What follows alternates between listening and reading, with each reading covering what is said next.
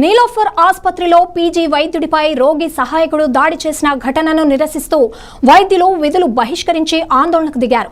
శ్వాస సంబంధిత వ్యాధితో బాధపడుతున్న బాలికను ఆసుపత్రిలో చేర్పించగా మొదటి రోజు నుంచే రోగి కుటుంబ సభ్యులు ఐసీయూలో పెద్ద సంఖ్యలో ఉండి వైద్య సిబ్బందికి ఇబ్బందులు కలిగించారని తెలిపారు.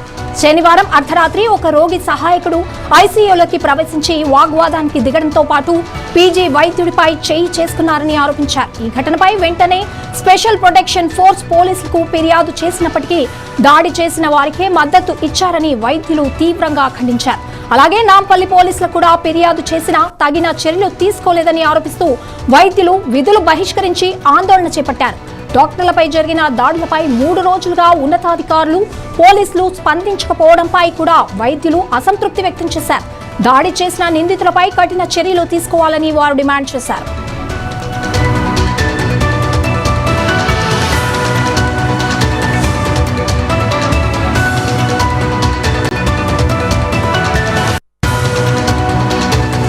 అందరికీ నేను Osmania junior doctor association president doctor Chandrakant Reddy Narahari and Telangana junior doctor association general secretary.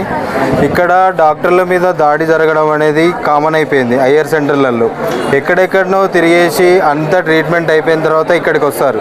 ఇక్కడికి వచ్చిన తర్వాత మేము ట్రీట్మెంట్ చేస్తున్నా కొద్దీ వాళ్ళు ఇరిటేట్ అయిపోయి డైరెక్ట్ డాక్టర్ల మీద అటాక్ చేయడం అనేది వాళ్ళు గ్రిఫ్లో చేస్తున్నారా, బాధలో చేస్తున్నారా, ఇంకా దేనివల్ల ఏదైనా ఇన్ఫ్లుయెన్స్ వల్ల చేస్తున్నారా, అది వేరే రీజన్స్. కాకపోతే డైరెక్ట్ ట్రీట్మెంట్ చేసే డాక్టర్ మీద దాడి జరగడం అనేది తీవ్రమైన అంశం. మేము జూనియర్ డాక్టర్ అసోసియేషన్ నుంచి ఒకటి చెప్తున్నాం. ఈ నీలోఫర్లో జరిగిన సంఘటన ఏంటంటే, సెకండ్ రోజు నైట్ 11 o'clock అరౌండ్ అడ్మిట్ అయిన ఒక రెస్పిరేటరీ కేసు, శ్వాసకోశ ఇబ్బందితో వచ్చిన ఒక 4 years ఫీమేల్. ఆమె వాళ్ళ పేరెంట్ తోటి సెకండ్ రోజు వచ్చి అప్పటి నుంచి ట్రీట్మెంట్ నడుస్తుంది. ఐసీయూలోకి సూపరింటెండెంట్ ఆర్ఎంఓ పేరు చెప్పుకొని వాళ్ళ అటెండర్లు ఒక 10 members వెళ్ళడము, ఆ 10 members నుంచి 15 members అవ్వడము, అట్లా రోజు వెళ్ళడం జరుగుతుంది. రోజు వెళ్ళి ట్రీట్మెంట్ చేసే ఒక ప్రాసెస్ని, ట్రీట్మెంట్ చేసే డాక్టర్ని ఇంటరప్ట్ చేసి, అంటే వాళ్ళకు మధ్యలో పోయి ఏం జరుగుతుంది.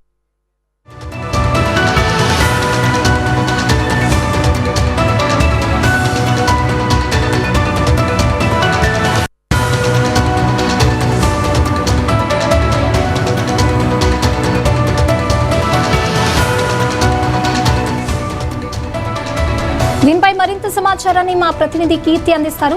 కీర్తి, డాక్టర్ పై దాడి జరిగింది కదా, సో అక్కడ ఇంకా వాళ్ళు ఏం డిమాండ్ చేస్తున్నారు? నిరసనకు దిగారు కదా, మీ దగ్గర ఉన్న అప్డేట్స్ ఏంటి? సంగీత, మనం చూసుకుంటే కనుక నీలోఫర్ ఆసుపత్రిలో అయితే కనుక వైద్యుడి మీద, పీజీ వైద్యుడి మీద అయితే కూడా దాడి జరిగి 3 రోజులు అవుతుంది.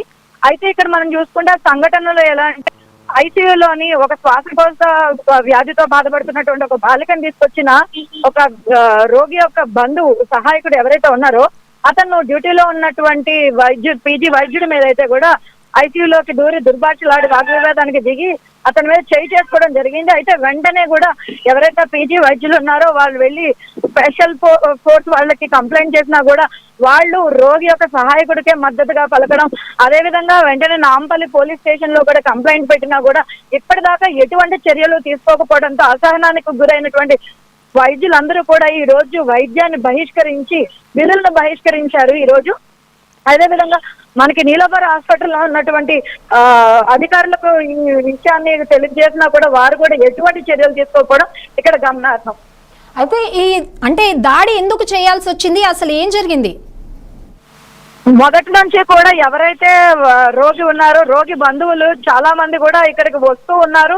ఆ రోజు ఏదైతే దాడి జరిగిన రోజు ఉందో ఆ రోజు రోగి యొక్క సహాయకుడు అయితే కూడా ఐసీయూ లోపలికి వచ్చి వాగ్వివాదానికి దిగడం వలన అక్కడ అయితే కూడా దాడి అన్నది జరిగిందని కూడా మనకి తెలుస్తుంది. అయితే ఇప్పుడు ఈ నిరసనకు దిగారు కదా, మరి అధికారులు ఏమైనా చర్యలు తీసుకుంటున్నారా? వచ్చారా అక్కడికి, ఏమైనా స్పందించారా? ఇప్పటికైతే వైద్యులందరూ కూడా ఈ దాడి మీద అయితే నిరసిస్తూ కూడా విధుల్ని బహిష్కరించడం కూడా జరిగింది. అయితే వైద్యుల మీద దాడులు అయితే రోజు రోజుకి పెరిగిపోతున్నాయని మనం చెప్పుకోవచ్చు. కాబట్టి దాడుల్ని ఖచ్చితంగా ఖండించాలని చెప్పేసి వైద్య బృందం వాళ్ళు ఎవరైతే వైద్యుల యొక్క బృందాలు ఉన్నాయైతే వాళ్ళందరూ కూడా నిరసన తెలిసి మన విధులను అయితే బహిష్కరించడం జరిగింది. Yes sir, thank you Keerthi.